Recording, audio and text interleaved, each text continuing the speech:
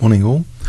I thought there was a very important game theoretically at the Zurich Chess Challenge, which I'd like to show you this morning, between Fabiano Caruana against Levon Aronian, and it was in the Marshall Gambit, a system which many players, many grandmasters with the white pieces, are often seeking to avoid.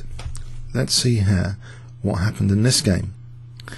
So e4 from Fabiano, e5, knight f3, knight c6, we get the Ruy Lopez. Now a6, so this is not the other popular move here, is knight f6 at a very, very high level. Knight f6 is gaining in popularity. But a6 is a more classic Ruy Lopez treatment. Bishop goes back, knight f6 now. So black has the option of always playing b5 now. It's important subtlety to be able to relieve the pressure on c6. White now ignores the attack on the pawn. White just castles, and black just plays bishop e7. And now we see rook e1, and it does that there is potentially now a threat of taking, and taking on e5. Black reacts with b5, bishop drops back, and now castling was played. And here, I mean, there's various moves which avoid the Marshall Gambit, which are quite popular. h3, a4, d3, even d4. There's lots of moves here, so c3 has gone a bit out of fashion. I think it's because the perception is the Marshall Gambit is very, very respectable. One of the UK's top grandmasters, Michael Adams, uses it very often. It's a very tried and tested gambit. I think you could argue it's actually, the soundest theoretical gambit, given there's so many avoidance systems. If it wasn't that great, why would there be a need to avoid it? But here Fabiano is testing it with c3. So the dreaded Marshall Gambit is actually the second most popular move to d6. d6 if black doesn't want to use it. But d5 was played by Levon Aronian. So we have e takes d5, knight takes d5, and white takes that e5 pawn. Knight takes, rook takes, c6. And now usually the more common move in this position is d4, but another viable alternative, quite popular, is d3. And here black plays bishop d6, which means that the queen is now free to come to h4. Notice the absence of the defensive knight on f3. The absence of that means that h2 is more vulnerable than usual to direct attacks. The rook now dropped back to all the way to e1, theoretical. Now here, usually black plays queen h4, slightly more popular than what was played. So queen h4 is known to give white an advantage, though. White can play g3, a small advantage maybe, queen h3, rook, now a clever move, rook h4, where actually this is quite a nuisance for rook h4 here. If we just add a kibitzer in this position, so a normal move for black, like f5, I think could be a total disaster because of rook h4 winning the queen. Normal looking move.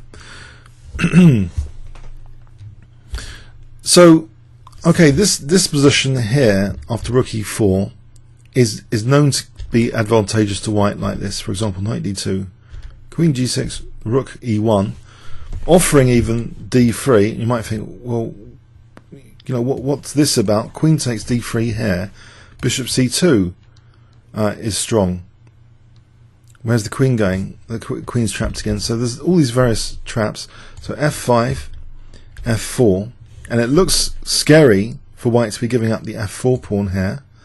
But queen f3, and white is actually doing very nicely. There's pressure on d5 here. Bishop takes d5, c takes, knight b3, and the resulting position, if we try to evaluate this, it looks as though this is kind of the bishop's kind of hemmed in by its own pawns. If white can get rid of black's better bishop, then white's advantage here is a small advantage but pretty clear. White's given back a pawn, and it's just a very nice position for for slightly better minor pieces, and a nice blockade square potentially on d4. So anyway, so that's an important theoretical line, queen h4, but Levon played actually bishop f5, and we see here in this position the usual move is actually queen f3, and black doesn't want to retreat the bishop. That's hardly ever played. I think there might even be some sort of technical issue with it. It's just not played. It looks as though that might be reasonable. No, black usually plays the aggressive move queen h4, going for h2 here, ignoring the bishop. If queen takes f5, you know, it'll be just a standard sort of disaster. After rook a e8 or rook f e8, actually it's just a false draw. Actually, this position here, if white wanted to try for more, then it gets pretty nasty for white. So this is like a false draw if after queen h4, queen takes f5 is played. Okay, now so after queen h4 actually g3 was played. So this is the theoretical move, queen h3, holding that bishop, and it looks as though black's still got, you know, pressure in this variation. And here is the interesting theoretical moment, actually, because in this position in my live book, the most common move by far is usually bishop takes d5, bishop takes d5, and even here queen takes d5, just winning that pawn there, queen g2, and here it's known to be about equal, but black has, you know, the bishop pair here. So even though black's a pawn down technically, I think you know, usually I think this sort of position will result in good chances for both sides. But anyway, after queen h3, the move bishop takes d5 wasn't played. Another move often seen is knight d2. No, we actually see a very interesting idea, bishop e3, much more rarely played, offering the d3 pawn. Now, if the d3 pawn is not taken, then I think white could be just aiming just to take on d5 and use this nice blockade square for the bishop at some point, or just even bishop d4 immediately. So this would be a very nice natural rerouting of the bishop, if not interfered with, free of charge, to get the bishop to d4, to connect the rooks quickly with knight d2. So, okay, and the funny thing is, I don't know if this innovation has been driven, you know, by engine technology, but the funny thing is, in this position, bishop e3, if you give this to Houdini 4, in this position, although bishop e3 isn't usually played, Houdini 4 really quite likes bishop e3, offering the d3 pawn, really does. So a counter gambit, really. I think this game could be representative of this potential new counter gambit system against the Marshall Gambit, and this is the important theoretical moment right here where bishop e3 is played. You might think, okay, what about knight takes e3? I think white just plays rook takes e3, and if rook a e8, it's just knight d2. And if rook takes, queen takes, you know, white seems to be doing very nicely here indeed. So okay, Levon, he just, in this position, after bishop e3, he dared to take the pawn. So what's happening here? Well, after knight d2, we have connected rooks. The white pieces seem very nice. In fact, it's the d4 square which is of nice interest here as well for white, just to get the bishop here. After queen f5, in fact, white welcomes the exchange of queens with bishop d4. Black maintains the tension for a moment longer, doesn't exchange queens. a4 though, and this helps for the a file. The classic a file is sometimes a weakness for black.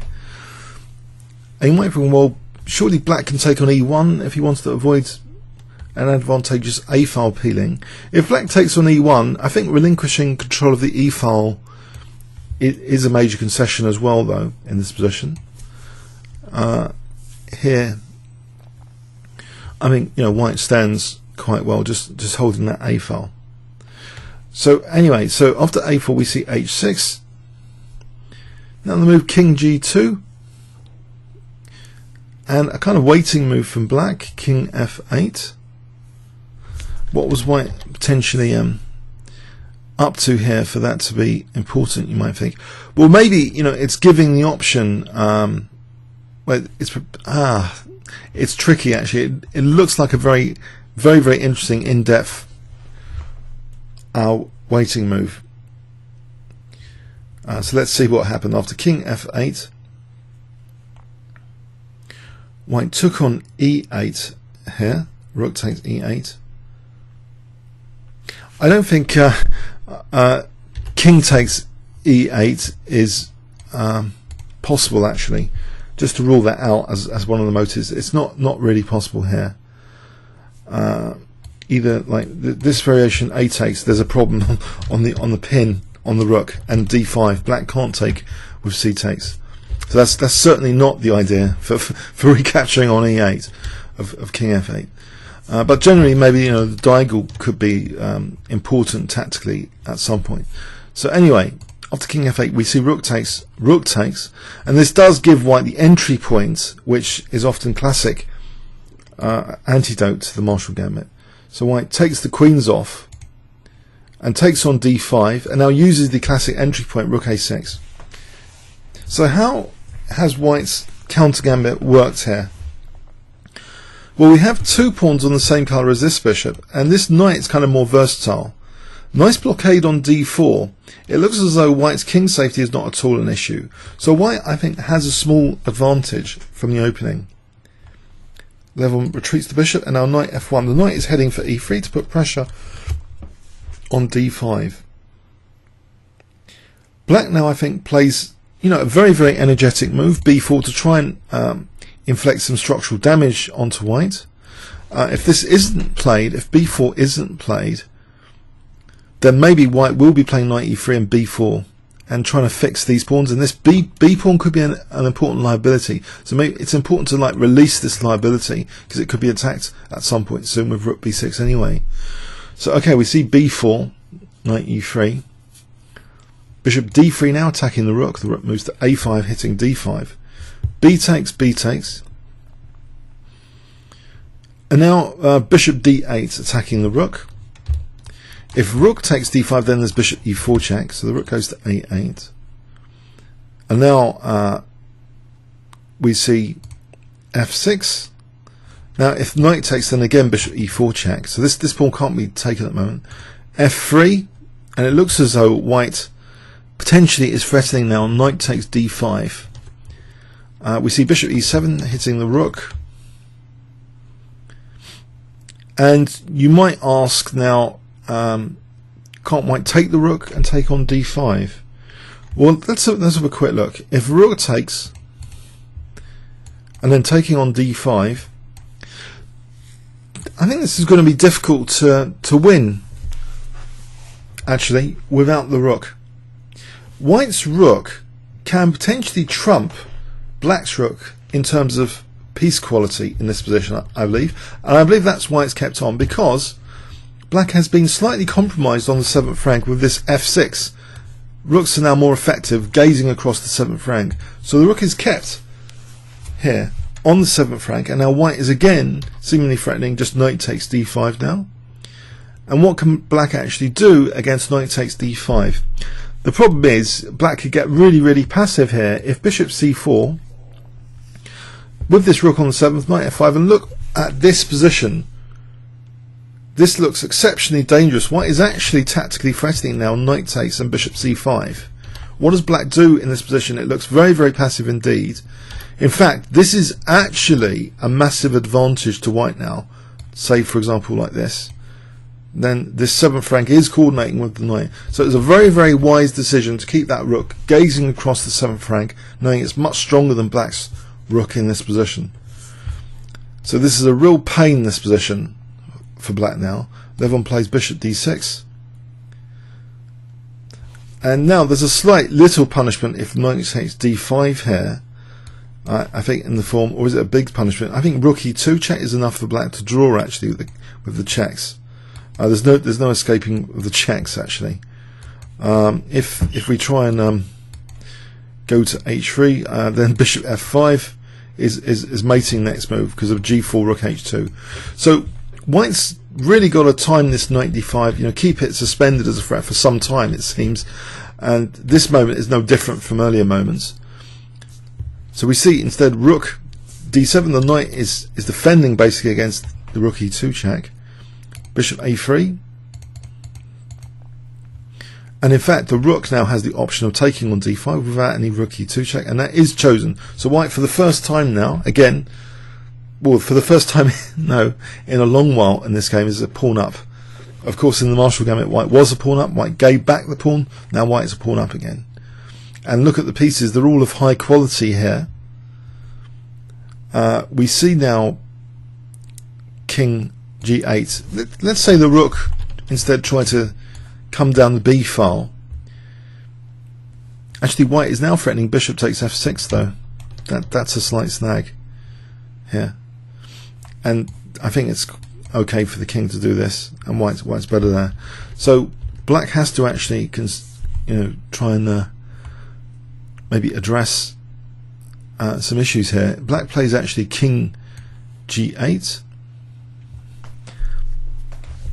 with the rook eyeing e3. On bishop takes f6 we can just play now as black rook takes e3 here, protecting the bishop. That's very nice. And if king f2 we've got the check, and actually black's a piece up there. So okay, so king g8 with the rook eyeing e3. But now white plays h4. White is going to freeze black's pawns, blockade these pawns, stamp out a dark square grip for himself. Bishop c1, knight g4, allowing the rook seemingly dangerous check, but the knight's always got f2 to help defend the king here, supported by the bishop on d4. So black doesn't even bother with that check. Instead bishop c4, rook c5, bishop e6, knight goes to f2, rook a8. Now g4, so this start of the restraint of these pawns, and the king starts marching up. Rook c7, rook back on the 7th rank after having won the material. So bishop d2, knight e4 hitting the bishop, check, bishop f2. And in this position, black hasn't got anything else apart from to exchange off bishops. So black was already worse though. I mean, even before he played this check, there's not much else to do here. If rook a2, I mean, this bishop hasn't got much scope. White can actually consider just snapping off the bishop quite simply, because even though it's opposite coloured bishops, g5 is quite strong in this position, trying to break through to g7. So this would be quite a significant advantage to white. Sometimes the opposite coloured bishops are good for the attacking side. So we see bishop e1 check, bishop f2. So Levon goes into this knight versus bishop scenario, pawn down. He's being ground down. Levon Aronian is currently being ground down, and he's got this annoying rook on the 7th, and his pawns are getting slowly restrained. Knight c5, where's the knight heading? Check. c4, the pawn is getting pretty dangerous. It's immune here. If bishop takes c4, knight b7 hitting the rook and the bishop, and also threatening knight d6 check. So if rook a7, we just play knight d6 check will do, or even knight e7. Knight d8 check is also good here for knight c6. Very, very tricky position. So knight b7. So okay, after c4 that can't be taken. So bishop a8. Check. Rook back. The rook's back on the 7th. Knight e6, now coordinating with the knight on g7. That's going to be 2 pawns down, but he's counter-attacking f3 to try and get 1 pawn back. But alas here, beautiful move for white, invading the king f5, offering up f3 to just be 1 pawn up, but a massively improved king position now is on the cards. King g6, bishop e2, takes 2 pawns up, 3 pawns up, it's really all over. You can hear the fat lady singing in the background now, starting to sing. So king g5, king h6, g5, rook at a7, g6, extinguishing any nuisance checks. And now the knight comes to a decisive square. The knight reroutes here to h7. And white is simply threatening now g7 and rook f8. And there's no interfering checks here. It's a force mate in 7. So say, you know, rook b8. Well, black resigned here. Say rook b8. I think we could just play. I think g7 though. There might be something like bishop f7. The most technical incisive win is apparently with rook c6. Let's follow this one. So if say rook d8, check, and actually g7 is really getting dangerous. King f8, and now rook c7 threatens g7 mating. So this is another point of this pawn, and black has to stay off. Or, you know, there's no defense here to g7 mating. Okay, so that's a pretty decisive square all round, even if it's not for g7. The other way with g7, just for those interested, if we play g7, we can do it like this. So if bishop f7, rook f1, and if check, knight f6 check, and this is a zugzwang position where any bishop move now, we play rook f8 mate. So that's kind of mating as well. So anyway, I think this game was a very important game theoretically, and I suspect it may trigger some Grandmaster games now later this year, where this idea is repeated, this bishop e3, which in my live book it hasn't been played that much as a counter gambit, but it seems, you know, if Levon can be beaten and outplayed from the resulting position, it seems a very dangerous counter gambit, where one of the more fundamental problems of these pawns being on the same color as this bishop is kind of emphasized by this counter gambit in a way for the resulting piece simplifications. So maybe you'd like to try this in your own games, but don't blame me if the dreaded Marshall Gambit gets a violent attack against your king. It's still a very, very dangerous weapon to allow your opponent to use. Comments or questions on YouTube? Thanks very much.